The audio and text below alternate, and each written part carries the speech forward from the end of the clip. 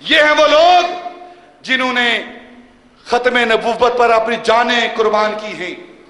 صاحبزادہ سید فیض الحسن مجلس ارار کو یہ کہا گیا کہ اگر آپ نے قادیان کے اندر جلسہ کیا، آئیں گے آپ اپنی ٹانگوں پہ اور جاؤ گے چارپائیوں پر۔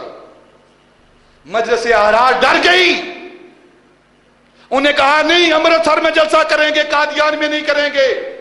لیکن وہ حیدری کچھار کا شیر، وہ صاحبزادہ سید فیض الحسن، اس نے کہا تم مولوی سارے امرتسر چلے جاؤ، صاحبزادہ سید فیض الحسن یہ حسین کا بیٹا ہے، ایک چھوٹی کربلا قادیان کے میدان میں بچھائے گا۔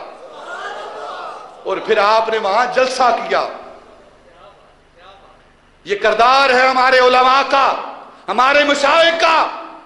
انہوں نے ختم نبوت کے لیے کیا کام کیا ہے اور کیوں کیا ہے؟ اس لیے کیا ہے کہ پیر و مرشد کا حکم ہے۔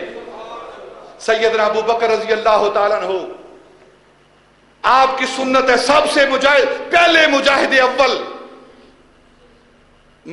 اول ختم نبوت، تحریک ختم نبوت، وہ صاحبزادہ سید فیض الحسن جنہیں اپنا پیر مانتے ہیں، اور جو ساری امت کے پیر ہیں وہ سیدنا ابو بکر ہیں۔